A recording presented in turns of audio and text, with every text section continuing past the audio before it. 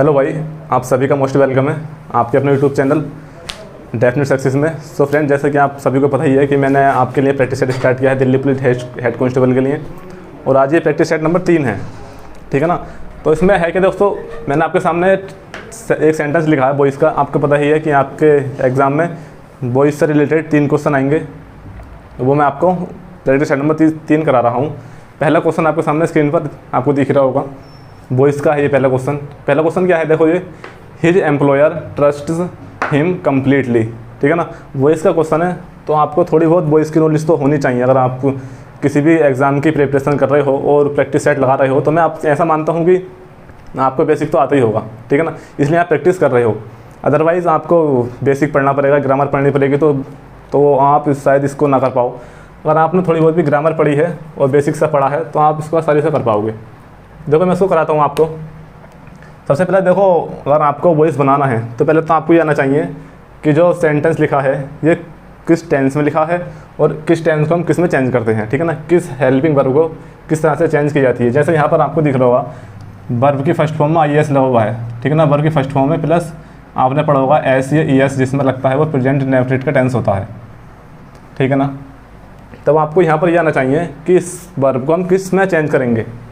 तो आपको ये देखते ही ये लगना चाहिए, बिल्कुल आपको ब्लाइंडली, बिल्कुल एकदम, अगर आपको वॉइस करने हैं तो पहले इसको ऑप्शन देखने हैं। ऑप्शन देखने से पहले ही आपको वर्ब देखनी है और वर्ब को ये देखना है कि ये किस में चेंज होगी।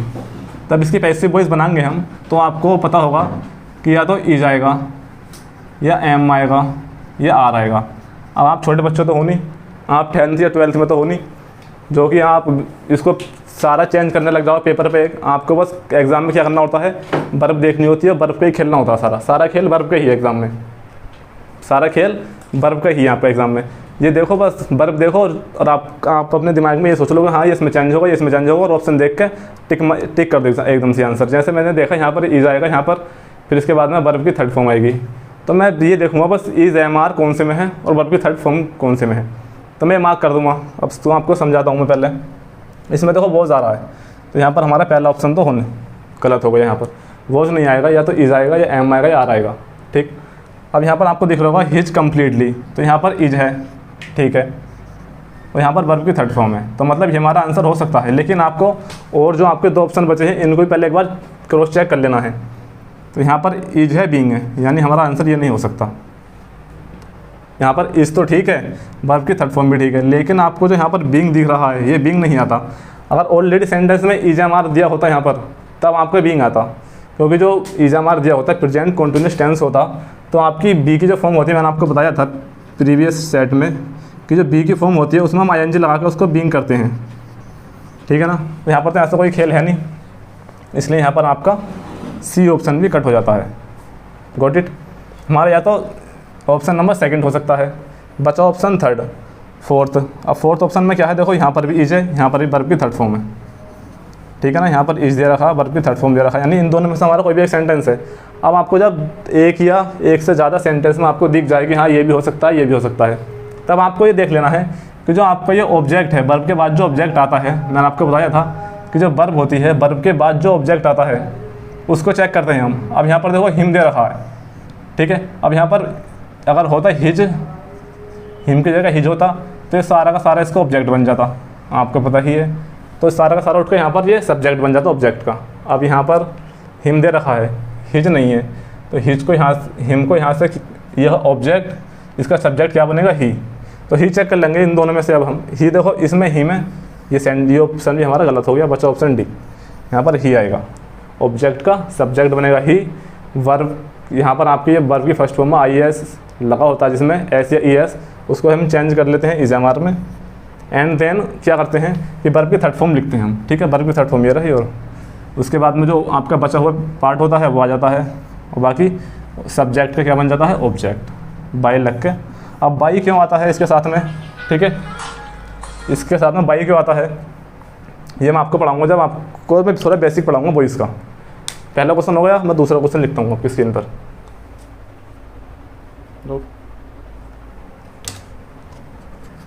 तो रफ करता हूँ मैं इसको एक बार।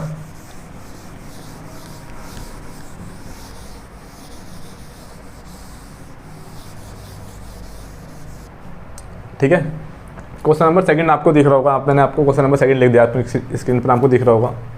देखिए आपको सबसे पहले क्या करना है, क्वेश्चन देखना है। क्वेश्चन देखने के बाद में आपको ये एज्यूम करना है कि क्वेश्चन एक्टिव वॉइस में है पैसिव वॉइस में है। अब आपको पता होगा कि ये पैसिव वॉइस में क्या होता है, पैसिव वॉइस बनाते हैं हम तो वर्ब की थर्ड फॉर्म आती है कहीं ना कहीं और फिर उसके बाद वाई आता है। ये पैसिव वॉइस की पहचान है, ठीक है। तो आपको दिख रहा होगा, देखो यहाँ पर वर्ब की थर्ड फॉर्म है, यहाँ पर आपको वाई दिख रहा है। इसका मतलब ये जो वॉइस है ये पैसिव वॉइस ऑलरेडी दिया हुआ है। अब हमको इसको कन्वर्ट करना है एक्टिव वॉइस में, इसको अपोजिट चेंज करना है हमें, ठीक है ना। इसको हमें अपोजिट में चेंज करना है। अब अपोजिट में देखो चेंज किस तरह से करेंगे, आपने पढ़ा होगा। देखो वॉइस दे रखा है यहाँ पर, हमें पता है क्या पता है, देखो हमें ये पता है कि अगर वॉइस के साथ अगर बीन होता है, यहाँ पर थोड़ा समझने की ज़रा कोशिश करना, यहाँ पर अगर बीइंग दिया हुआ होता ऑलरेडी तो हम समझ जाते कि किसी भी सेंटेंस में वॉइस के साथ बीन तब आता है जब उसकी एक्टिव वॉइस में ऑलरेडी वॉइस दिया हो। समझे बात को ध्यान से समझने की ये कोशिश करना कि हम वॉइस के साथ अगर बीइंग आता तो हम ये एज्यूम कर लेते कि कहीं ना कहीं एक्टिव वॉइस में और ऑलरेडी वॉइस दिया होता, इसके साथ तो बीइंग है नहीं, यहाँ पर बीइंग नहीं दे रखा। इसका मतलब क्या है कि वॉइस तब आता है एक्टिव वॉइस में जब किसी भी एक्टिव वॉइस की हम पैसिव वॉइस बनाते हैं। तो हम पैसिव वॉइस बनाते हुए एक्टिव वॉइस से ये ध्यान रखते हैं कि किसी भी सेंटेंस की अगर वर्ब की सेकंड फॉर्म दी होती है, ठीक है ना, किसी भी सेंटेंस की वर्ब की सेकंड फॉर्म दी होती है तो जब उसकी पैसिव वॉइस बनाते हैं तो हम कहीं ना कहीं वहाँ पर वॉइस लिखते हैं। Got it?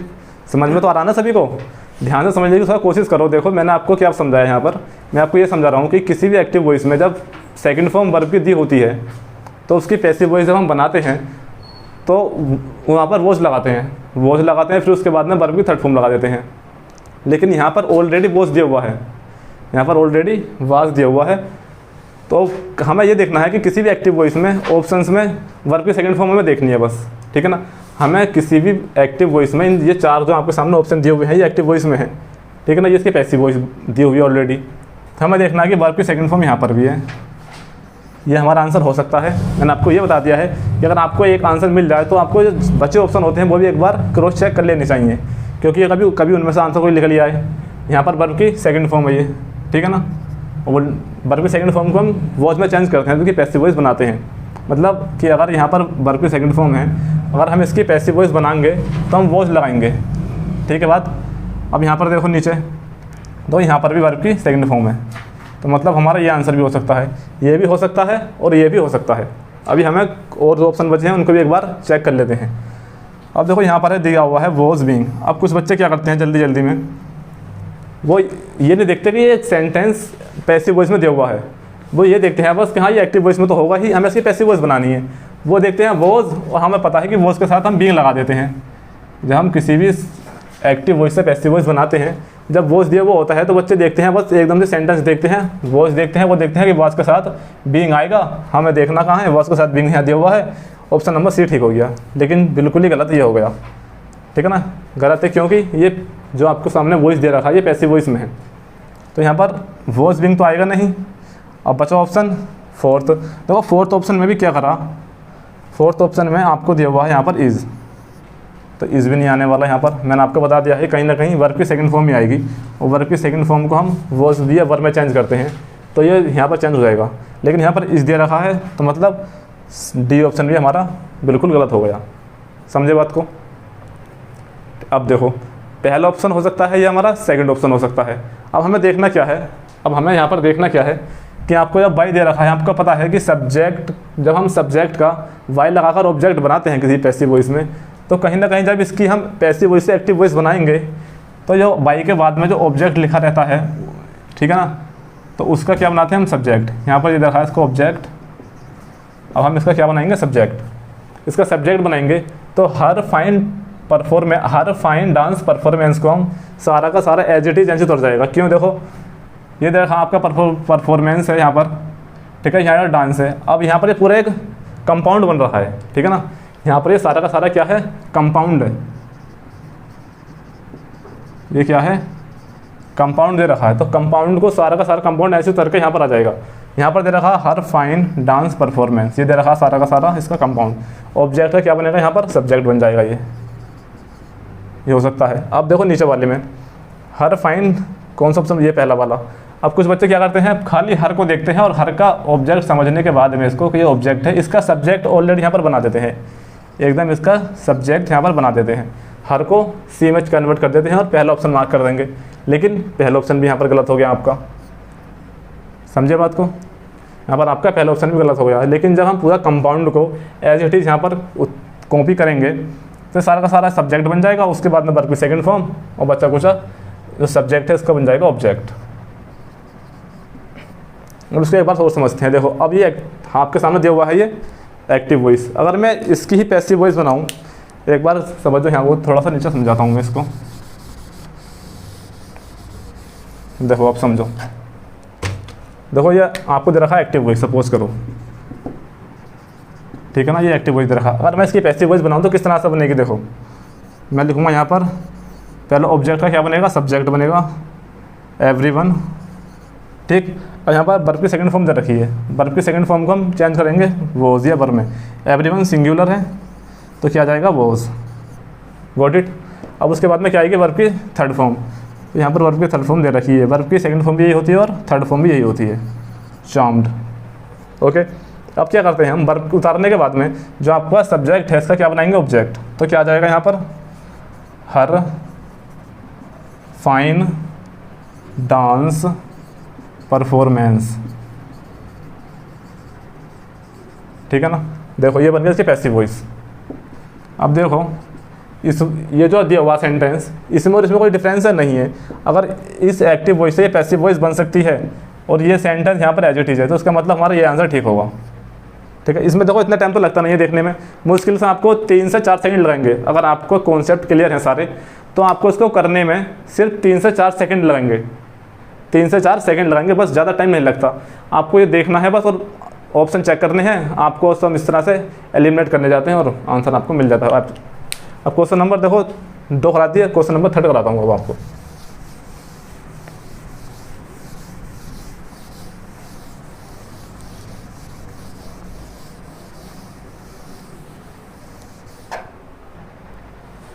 देखिए गाइस, अब क्वेश्चन नंबर 3 करते हैं।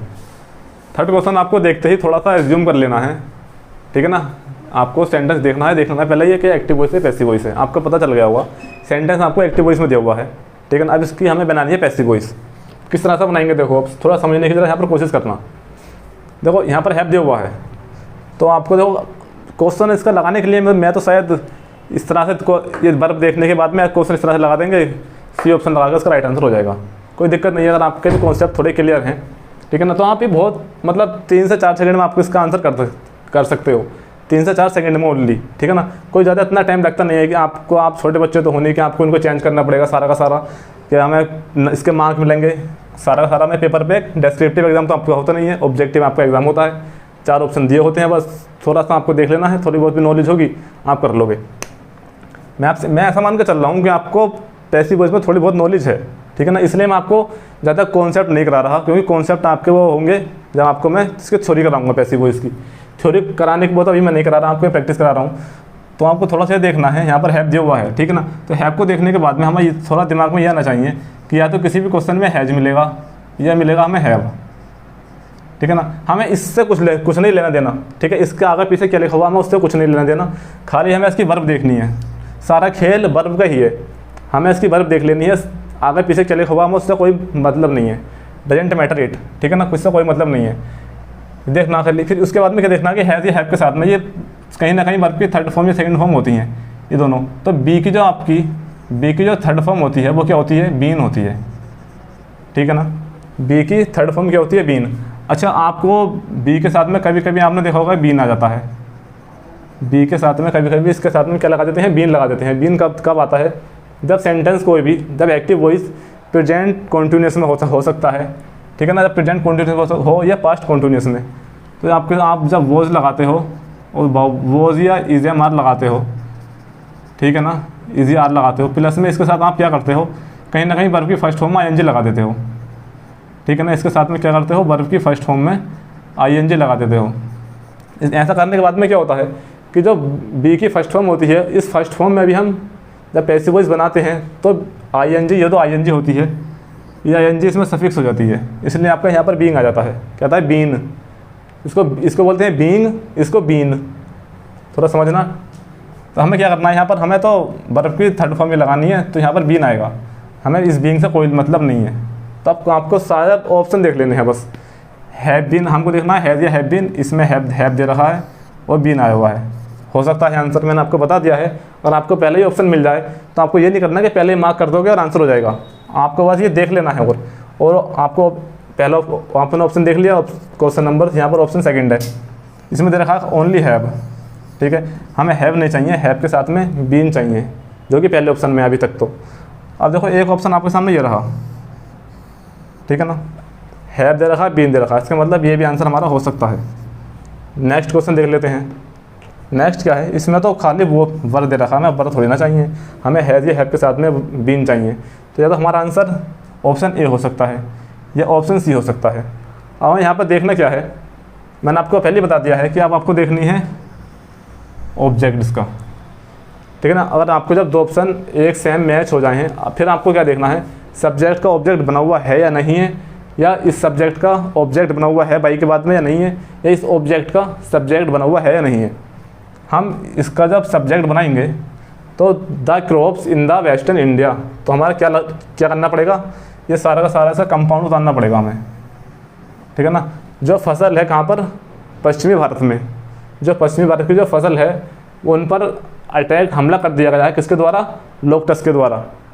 लोकस्ट ये क्या होता है, इसको बोलते हैं टिड्डी, ठीक है ना, ये टिड्डियाँ होती हैं, ठीक है ना। लोकस्ट क्या होती हैं, टिड्डियाँ होती हैं। तो आपका पश्चिमी भारत है, वहाँ पर टिड्डियों ने क्या कर दिया है, अटैक कर दिया है। तो उसकी पैसिव वॉइस क्या बनेगी कि टिड्डियों के द्वारा पश्चिमी भारत पर अटैक कर दिया गया है, ठीक है ना। तो ऑब्जेक्ट है यहाँ पर ये सारा का सारा कंपाउंड, इसका सब्जेक्ट बनाएंगे तो सब्जेक्ट कहाँ बन रहा है, ओनली ऑन सी ऑप्शन में आपको दिखेगा ये क्या बनता हुआ, सब्जेक्ट। इसलिए हमारा यहाँ पर राइट आंसर क्या हो जाएगा, ऑप्शन नंबर सी हो जाएगा। पहले ऑप्शन में तो क्या है, इस मतलब सब्जेक्ट का एज इट इज उतार दिया, इसमें सब्जेक्ट का इसमें एज इट इज सब्जेक्ट उतार दिया, यानी कि ये सब्जेक्ट नहीं हो सकता यहाँ पर, इसका बनेगा ऑब्जेक्ट, जो कि ऑब्जेक्ट कहाँ दे रखा है, बाई के बाद में यहाँ पर सॉरी यहाँ पर द रह गया, ठीक है ना, द लोकस्ट हो जाएगा। Got it. अब कराता हूँ आपको नरेशन के, मैंने आपको वॉइस कराया, वॉइस के मैंने आपको 3 क्वेश्चन करा दिए हैं। अब कराता हूँ यहाँ पर इसको नरेशन। नरेशन के भी आपके एग्जाम में 3 क्वेश्चन आएंगे, ठीक है ना। नरेशन के 3 क्वेश्चन आएंगे, और पहला क्वेश्चन मैं आपको लिखता हूँ, थोड़ा बहुत आपको क्लिक करने की कोशिश करना। देखिए दोस्तों, क्वेश्चन मैंने सॉरी यहाँ पर वॉइस लिखा हुआ रह गया, इसको रफ करता हूँ कि क्या है, नरेशन है, ठीक है ना। नरेशन के आपके एग्ज़ाम में 3 क्वेश्चन आएंगे, ये आपको सभी को पता ही है, ठीक है ना। इसको आंसर, अगर आपको इसका आंसर करना है, देखो कितना सिंपल है। ये क्या दे रखा है, ये देख रहा है नरेशन। नरेशन में आपको ये दे रखी है इनडायरेक्ट स्पीच, क्या दे रखी है, इनडायरेक्ट। डायरेक्ट स्पीच से हम इनडायरेक्ट बनाते हैं, तो किस तरह से बनाते हैं। तो आज तक आपने क्या करा है, मोस्टली क्या करा है, जब आपको दे रखी होती है डायरेक्ट स्पीच, आपको उसको कन्वर्ट करना होता है इनडायरेक्ट स्पीच में। अब यहाँ पर एग्ज़ाम में ये तो कोई आपको ज़रूरी है नहीं कि एग्जामिनर क्या करेगा कि आपको डायरेक्ट स्पीच दे करके आपको इनडायरेक्ट ही पूछे। ऐसा भी तो हो सकता है कि पहले आपको दे देगा इनडायरेक्ट, वो पूछ सकता है कि इसकी डायरेक्ट स्पीच बताओ, कि इसकी डायरेक्ट स्पीच क्या हो सकती है, ठीक है ना। आप इसको करने की कोशिश करो। देखो ये कह रहा है, ऑफिसर ने अकाउंटेंट से पूछा, ऑफिसर ने अकाउंटेंट से पूछा, ये जो आपको ये दिख रहा है भाई, ये काम कर रहा है यहाँ पर कंजंक्शन का, ठीक है ना। और कंजंक्शन आपको पता है क्या होता है, कंजंक्शन वो शब्द होता है जो किन्हीं भी 2 स्टेटमेंट को जोड़ने का काम करता है। Got it. तो ये वो कंजंक्शन। अब ऑफिसर ने अकाउंटेंट से पूछा कि जो अकाउंट है वो हैड नॉट बीन रिकनसाइल, यानी रिकनसाइल का मतलब होता है समाधान। रिकनसाइल का मतलब होता है समाधान। जब किसी भी कोई भी काम में दिक्कत आ रही है, उसको जो दोबारा से ठीक किया जाता है उसको बोलते हैं रिकनसाइल, यानी दोबारा से उसका समाधान कर देना। अब ऑफिसर ने अकाउंटेंट से पूछा, क्या पूछा, उसने पूछा कि जो अकाउंट हैं उनका समाधान अभी तक क्यों नहीं हुआ था, ठीक है ना। जब आपको यहाँ पर हेड दे रखा है, ठीक है, तो आपको ये देखना है किसी भी सेंटेंस में अगर हम इसकी इनडायरेक्ट वो मतलब इनडायरेक्ट स्पीच बनाएंगे, ये आपको दे रखी है इनडायरेक्ट, आप इससे बनाएंगे डायरेक्ट स्पीच। तो आपको ये देखना है खाली, पहले तो आपको खाली बर्फ ही खेलना है, ठीक है ना। सबसे पहले आपको वर्ब पे खेलना है कि हैड कब हुआ होगा। अगर किसी भी सेंटेंस में हैज़ या हैव होता, जब आप किसी भी सेंटेंस की डायरेक्ट स्पीच से इनडायरेक्ट स्पीच बनाते हो तो हैज़ या हैव का आप क्या कर देते हो, हेड। तो हमें ये देखना है बस कि हैव कौन से में या हैज़ कौन से में। इसमें हैज़ है, यहाँ पर हैव है, ये आंसर ये भी हो सकता है अभी तक तो।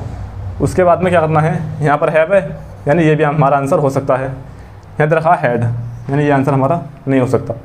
इन दोनों में से कोई, इन तीनों में से आंसर हमारा हो सकता है। अब देखो, अब उसके बाद में थोड़ा सा पहले हमें क्या कर लेना है, अब 3 आंसर हमारे मैचिंग मिल गए। अब हमें करना है कि जो इसकी, या अब आपको जो पहला पार्ट दिख रहा है इसका, ठीक है ना, जो आपकी रिपोर्टेड वर्ब दिख रही है, इसको चेंज कर लेना है पहले। The officer asked the accountant, ठीक है।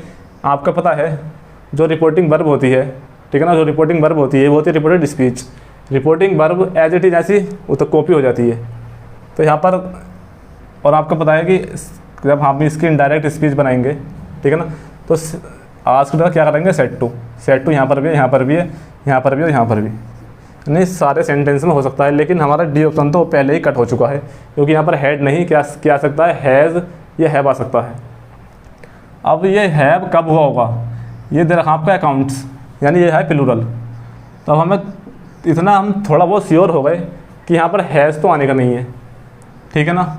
और यहाँ पर सिंगुलर होता तब तो हैज़ आ सकता था, लेकिन अब यहाँ पर है प्लूरल, तो क्या आएगा, हैव आएगा।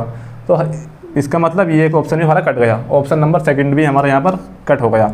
बचे ऑप्शन ए और सी, ठीक है ना, ऑप्शन ए और सी बचा, यानी हमारा सेकंड ऑप्शन और फोर्थ ऑप्शन तो यहाँ पर हमारा कट हो गया। अब हमें क्या करना है, देखना है ऑफिसर आस्क्ड द अकाउंटेंट। तो अब ये थोड़ा एज्यूम करो कि डायरेक्ट स्पीच में क्या रहा होगा, सेड आस्क्ड का सेड टू रहा होगा सभी में ये, यानी हमारा बी और डी ऑप्शन कट हो गया। द ऑफिसर दे रखा है, ठीक है, ये हो सकता है। लेकिन देखो सी ऑप्शन में देखो यहाँ पर क्या गलती कर दी, ठीक है ना। ऑप्शन सी में गलती ये कर दी कि यहाँ पर अकाउंटेंट लिख दिया पहले, ठीक है ना, ऑफिसर लिख दिया बाद में, जो कि ये गलत है बिल्कुल ही। अब यहाँ पर क्या हो रहा है, यहाँ पर हो रहा है कि अकाउंटेंट ने ऑफिसर से पूछा, यानी अकाउंटेंट ने ऑफिसर से कहा। इस सेंटेंस में क्या हो रहा है, सेट टू का मतलब क्या होता है, कहना। और सेट टू का मतलब जो सेट के साथ में प्रीपोजिशन टू आती है, जो प्रीपोजिशन टू आती है सेट के साथ में, इसको क्या, जब आप सेट टू का टोल्ड या आस्क्ड करते हो तो जो प्रीपोजिशन होती है वो कभी भी किसी में चेंज नहीं होती। आपने प्रीपोजिशन पढ़ा होगा, प्रीपोजिशन कभी भी किसी में चेंज नहीं होती, खाली सेड का ही आस्क्ड होता है। सेट टू का सेट के साथ में टू तब आता है जब हम किसी से बात, ठीक है ना, किसी से कोई भी बात कहते हैं, इसको रिलेट करने के लिए सेट के साथ में टू आता है, प्रीपोजिशन टू का यूज़ होता है। लेकिन मैं कराऊंगा आपको प्रीपोजिशन टॉपिक में, बहुत ही इंपॉर्टेंट कौन सेट है यहाँ पर ये, क्योंकि सेट टू का कभी भी टोल्ड या आस्क्ड नहीं होता, ये बात आपको ध्यान रख लेनी है। बहुत से क्या करते हैं कि सेट टू को टोल्ड में चेंज करते हैं या आस्क में चेंज करते हैं। सेट टू कभी भी सेट के साथ में टू आता है, ये टू कभी भी प्रीपोजिशन कभी किसी में चेंज नहीं होती, ठीक है ना, प्रीपोजिशन कभी भी किसी में चेंज नहीं होती। तो यहाँ पर सेट का ही आस्क्ड होता है, यहाँ पर टू भी आ सकता है। लेकिन प्रीपोजिशन जब आती है जब किसी भी सेंटेंस को रिलेट करने के लिए, यानी कोई भी वर्ड रिलेट किया जाता है, प्रीपोजिशन तब यूज़ होती है जब हमें ज़रूरत पड़ती है किसी वर्ड को रिलेट करने के लिए। जैसे कि यहाँ पढ़ी, यहाँ पर खाली हम सैड रेन देते, तो देखो मैं थोड़ा आपको बता देता हूँ, थोड़ा समझने की कोशिश करो। जैसे मैं लिखूँ यहाँ पर, Rahul sad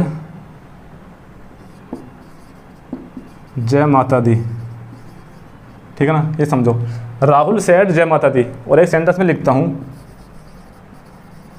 Rahul sad to Rohan, दिख रहा ना यहाँ पर ये, ठीक है। अब देखो राहुल सैड जय माता दी, तो यानी राहुल के मुंह से क्या निकला, थोड़ा समझने की कोशिश करना। यहाँ पर राहुल सैड माने होता है कहना, क्या होता है, कहना। तो राहुल ने क्या कहा, जय माता दी, राहुल सैड जय माता दी, यानी राहुल के मुंह से जो निकला उसने बोला सिर्फ जय माता दी, ठीक है। और नीचे वाले का मतलब क्या आ रहा है, देखो यहाँ पर जब हम सैड के साथ में प्रीपोजिशन टू लगा रहे हैं यहाँ पर, तो राहुल सैड टू रोहन, यानी राहुल ने रोहन से कुछ कहा, समझे ना, राहुल ने रोहन से कुछ कहा, यानी राहुल ने रोहन नहीं कहा, राहुल के मुंह से रोहन नहीं निकला, राहुल ने रोहन से कुछ कहा, लेकिन ऊपर वाले सेंटेंस में राहुल सेड जय माता दी, यानी राहुल ने सिर्फ यहाँ पर जय माता दी बोला अपने मुंह से। इसका मतलब ये है राहुल ने सिर्फ जय माता दी बोला, और यहाँ पर नीचे वाले सेंटेंस में इसका मतलब हो रहा है कि राहुल ने रोहन से कुछ कहा, ठीक है ना, राहुल ने रोहन से कुछ कहा, लेकिन पहले वाले सेंटेंस में राहुल के मुंह से सिर्फ लिखला जय माता दी। आई होप आप समझ गए होंगे इतना ही। अब देखो आप क्वेश्चन पे अपने चल लेते हैं एक बार। यहाँ पर देखो क्या है, इनने पहले यहाँ पर लिख दिया अकाउंटेंट, जो कि नहीं आना था, तो मैं यानी हमारा सी ऑप्शन भी बी कट हो गया, सी कट हो गया, डी कट हो गया, बचा ऑप्शन ए। तो हमारा राइट आंसर क्या हो जाएगा, ए, ठीक है ना। क्वेश्चन नंबर 1 हो गया। क्वेश्चन नंबर 2 करते हैं आप। तो देखो सेंटेंस मतलब इतने टफ भी नहीं आते हैं, लेकिन कोई सेंटेंस थोड़ा बहुत आ जाता है, लेकिन आपको सारा खेल क्या होता है, सारा खेल आपका वर्ब का ही होता है। देखिए क्वेश्चन नंबर 2, अगर आपको क्या करना है, वीडियो पॉज करनी है, थोड़ा साइड होता हूँ मैं, आपको वीडियो पॉज कर लेनी है, उसका आंसर देने की कोशिश करना है, ठीक है ना। वीडियो पॉज करने के बाद में इस क्वेश्चन को थोड़ा करने की कोशिश कीजिए। ये थोड़ा सा इसमें क्या करा है एग्जामिनर ने, ये क्वेश्चन एसएससी स्टेनो का 2020 में ये क्वेश्चन पूछा जा चुका है, ठीक है ना। आप प्रैक्टिस सेट चेक कर लेना एक बार, उसमें ये 2020 का क्वेश्चन है, ये एसएससी स्टेनो का 2020 का क्वेश्चन है, और ये क्वेश्चन हेड कांस्टेबल नहीं पूछा गया था, ठीक है ना। तो ये क्वेश्चन इंपॉर्टेंट थोड़ा सा है, आपको थोड़ा ध्यान क्या देना है इसमें। देखो इसमें क्या कर रहा है, रिपोर्टिंग, आप जो रिपोर्टिंग वर्ब है आपकी वो कहीं ना कहीं बाद में देती है, और रिपोर्टेड स्पीच पहले देती है। ऐसा हो सकता है एग्जाम में, ठीक है ना, ऐसा 100% हो सकता है कि रिपोर्टिंग वर्ब कहीं डालता है, यानी सेंटेंस को थोड़ा मिक्स कर देता है, इधर से उधर, इधर से उधर। तो आपको थोड़ा सा ध्यान से थोड़ा चेक कर लेना एक बार। अब देखो क्या करना है इसमें, फिर से मैंने आपको पहले बता दिया था कि आपको इसमें कोई भी आपको वर्ब नहीं दिखाई दे रही, तो आपको क्या करना है, ये दिस दे रखा है यहाँ पर, ठीक है ना। कुछ वर्ड ऐसे होते हैं जैसे आपने पढ़ा होगा, नाउ का देन हो जाता है, दिस का दैट हो जाता है कहीं ना कहीं, ठीक है। तो अब यहाँ देखो पहले हमारा सबसे पहला हमारा काम क्या होता है, हमारी रिपोर्टिंग वर्ब होती है, उसको थोड़ा चेंज कर लेते हैं एक बार। सेट टू दे रखा है यहाँ पर, सेट टू का चेंज हो जाएगा टोल्ड में, यहाँ पर टोल्ड है, यहाँ पर भी है, यहाँ पर भी है, यहाँ पर सेट टू दे रखा है, यानी ऑप्शन 1 यहाँ पर हमारा कट हो गया, ऑप्शन डी। हमें चेंज नहीं करना ज़्यादा, हमें खाली मैंने आपको बता दिया बार बार, हमें सिर्फ और सिर्फ वर्ब चेक करनी है, वर्ब में खेलना है। यहाँ रखा दिस, अब हमें देखना है दिस का दैट होता है, पता है हमें, जब हम चेंज करते हैं तो दिस का क्या होता है, दैट। अब हमें ये देखना है कि दैट कहाँ पर है, यहाँ पर दैट है, यानी हमारा ये आंसर हो सकता है। यहाँ दिस दे रखा है, हमारा डी ऑप्शन कट हो गया, और बी ऑप्शन भी हमारा कट हो गया, क्योंकि यहाँ पर दिस नहीं आता, दैट आता। अब हमें क्या देखना है, कंजंक्शन हम लगाते हैं इन कोमा की जगह, कोमा की जगह कंजंक्शन लगाएंगे, टोल्ड है तो टोल्ड के साथ क्या आएगा, टू। तब हमें ये देखना है कि टोल्ड के साथ टू कहाँ पर है। हमारा सी, हमारा सेकंड ऑप्शन और फोर्थ ऑप्शन हमारा पहले ही एलिमिनेट हो चुका है, कट चुका है। हमें सिर्फ और सिर्फ पहले में और सी ऑप्शन में चेक कर लेना है कि इन दोनों में से कौन सा आंसर हो सकता है। अब एक बात और यहाँ पर देखो, ध्यान दो, जब हम रिपोर्टिंग वर्ब चेंज करेंगे तो मिस्टर देव तो पहला आएगा, यानी मिस्टर देव ने पोर्टर से कहा, यानी किसी भी कुली से कहा कि जो सामान उठाओ, यानी इस सूटकेस को उठाओ और फर्स्ट क्लास में ले जाकर रख दो। तो यहाँ पर मिस्टर देव ने कहा है किससे, कुली से, तो कहीं ना कहीं मिस्टर देव पहले ही आएगा, ठीक है ना। मिस्टर देव हमारा बी ऑप्शन कट चुका है पहले में, और हमें तीसरे में देखना है, मिस्टर देव पहला आएगा। यहाँ पर दे रखा है पहले पोर्टर, यानी ऑप्शन सी भी कट, ऑप्शन ए हमारे यहाँ पर राइट हो गया। तो ऑप्शन को देखकर तो आपको घबराना नहीं है, आपको करना है, ठीक है ना। क्वेश्चन देखने के बाद आपको डरना नहीं है कि ये क्वेश्चन क्या दे दिया यहाँ पर, हमें चेंज किस तरह से करना है। हमें चेंज नहीं करना है, सिर्फ और सिर्फ हम वर्ब पर ही खेलना है। मैंने आपको पहले बता दिया है, हमें सिर्फ और सिर्फ वर्ब चेक कर लेनी है, बस आंसर आपका आ जाएगा। दिस का दैट होता है तो हमें पता है, दिस का दैट होता है तो ये ऑप्शन कट हो जाएगा यहाँ पर इससे। फिर हमें ये पता है कि सेट टू का क्या होगा, टोल्ड होगा, तो यहाँ पर ये सेट टू रखा है, ये ऑप्शन कट हो गया। उसके बाद में क्या करना है, मिस्टर देव को देख लेना है। मिस्टर देव ने किससे कहा है, कुली से कहा है, पोर्टर से, तो कहीं ना कहीं मिस्टर देव पहला आएगा। तो यहाँ पर ऑप्शन नंबर ए में ही खाली पहले दे रखा है, यहाँ भी ऑप्शन सी भी हमारा यहाँ पर कट हो जाएगा, क्योंकि पोर्टर नहीं आ सकता। Got it. थोड़ा जल्दी कराता हूँ मैं इसको, अब क्वेश्चन नंबर 3 कराता हूँ मैं आपको। देखिए दोस्तों, अब क्वेश्चन नंबर 3 करते हैं, नरेशन का क्वेश्चन नंबर 3। तो इसमें आपको देखो, पहले आपको क्वेश्चन देखना है, तो देखने के बाद में थोड़ा ये ज्यूम कर लेना है कि ये सेंटेंस इनडायरेक्ट स्पीच में या डायरेक्ट स्पीच में, ठीक है ना। तो सेंटेंस आपको दिख रहा होगा, ये ऑलरेडी कंजंक्शन लगा हुआ। कंजंक्शन आपको मैंने बता दिया है, कंजंक्शन क्या करता है, किन्हीं भी दो सेंटेंस से दो क्लॉज को जोड़ने का काम करता है। कंजंक्शन जो होता है आपका, किसी भी दो स्टेटमेंट या दो क्लोज को जोड़ने का काम करता है। चाहे क्लोज क्या होती है और सेंटेंस क्या होता है, पहले हम ये समझते हैं। देखो क्लोज वो होती है, मैं आपको थोड़ा बता देता हूँ। क्लोज होती है collection of words, collection of words यानी शब्दों का कोई भी समूह, ठीक है ना, शब्दों का कोई भी समूह, उसको हम बोलते हैं क्लोज। और क्या कहते हैं इसको, अब दूसरे वर्ड में बात करूँ तो ना तो इसका सब्जेक्ट होता है, नो सब्जेक्ट, और ना ही इसका कोई वर्ब वर्ब तो होती है, ना सब्जेक्ट होता है ना इसका ऑब्जेक्ट, ठीक है ना सब्जेक्ट होता है इसका जो क्लोज होती है। मतलब कलेक्शन ऑफ कुछ भी थोड़ा बहुत शब्दों का समूह जो होता है उसको हम क्लोज बोल देते हैं। जैसे मैं कहने लगूँ इन द क्लास, ठीक है ना, इन मैंने बोल दिया इन द क्लास, तो अपने आप में दोस्तों ये क्लोज है, ठीक है ना, ये क्या है, क्लोज है। शब्दों का ऐसा कोई भी समूह, लेकिन उस मीनिंगफुल स्टेटमेंट नहीं होती वो, ठीक है ना। इसका थोड़ा बहुत मीनिंग आ रहा है, मीनिंग तो होता है लेकिन कंप्लीट मीनिंग नहीं होता। कंप्लीट मीनिंग किसका होता है, उसको बोलते हैं सेंटेंस। जिसका अपने आप में कंप्लीट मीनिंग होता है वो अपने आप में सेंटेंस होता है। लेकिन एक ऐसी कलेक्शन ऑफ वर्ड्स यानी शब्दों का कुछ ऐसा समूह जिनमें कुछ मीनिंग होता है लेकिन कंप्लीट मीनिंग नहीं होता। तो अब क्वेश्चन पर आते हैं। थोड़ा आपको दिख रहा होगा कि ये सेंटेंस जो देखा आपको, ये देखा है इनडायरेक्ट स्पीच में, किसमें है, इनडायरेक्ट स्पीच में। हमें इसको कन्वर्ट करना है डायरेक्ट स्पीच में। तो टोल्ड है, सेट टू का टोल्ड होता है, आपको सबको पता है। सेट टू यहाँ पर भी है, यहाँ पर भी है, यहाँ पर भी है, यहाँ पर भी है, यानी हमें यहाँ से कोई भी क्लू नहीं मिला। सेट टू हमने चेक किया, सब में सेट टू दे रखा है, यानी इससे हमें कोई क्लू नहीं मिला।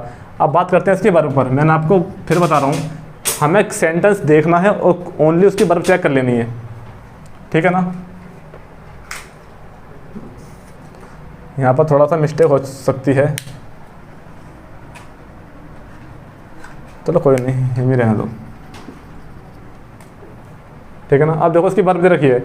अब ये वॉज कब हुआ होगा, थोड़ा सपोज करो जब हम किसी भी डायरेक्ट स्पीच से इनडायरेक्ट स्पीच बनाते हैं तो हमें क्या करते हैं, इज का या आर का हम क्या बना देते हैं, बाज या वर्ब बना देते हैं। आपने पढ़ा होगा ये। तो अब हमें क्या देखना है, हमें खाली ये देखनी है कि किस सेंटेंस में इज या आर है। यहाँ पर इज है, यहाँ पर इज नहीं है, यहाँ पर वॉज दे रखा है, जो कि वॉज हमें यहाँ पर नहीं करना। अगर यहाँ पर वॉज होता तो अगर हम इसकी इनडायरेक्ट स्पीच बनाएंगे तब यहाँ पर हेड आ जाएगा, ठीक है। ये गलत हो गया। लो सिंपल, देखो कितना सिंपल क्वेश्चन है ये, ठीक है ना। कितना सिंपल क्वेश्चन है। देखो ये यहाँ पर हमने वर्ब देखी और वर्ब सिर्फ एक ही सेंटेंस में है, इज। हमारा यहाँ पर राइट आंसर ए ही हो गया, कुछ नहीं कहा। देखो इसमें इतना टफ थोड़ी ना है ये, कितना सिंपल है। वो हमें, मैंने आपको बता दिया कि हमें सिर्फ वर्ब चेक करनी होती है। कभी कभी एक ही बार में आंसर आ जाता है। तो अच्छा ये बताओ, इसको मोस्टली आपको इसका आंसर करने में कितना टाइम लग सकता है, 2 या 3 मिनट, ठीक है ना। तो अब यहाँ पर मैंने आपको नरेशन करा दिया है। अब इसके बाद मैं कराता हूँ आपको वो, अब जो भी अब इसका एक पार्ट हो जाए, अब कराऊंगा उसका नेक्स्ट पार्ट कल को मैं आपको। आज की क्लास में इतना ही। लाइक, सब्सक्राइब, शेयर सब कर दो, ठीक है ना। और सेशन अच्छा लगा हो तो, ठीक है, बाय।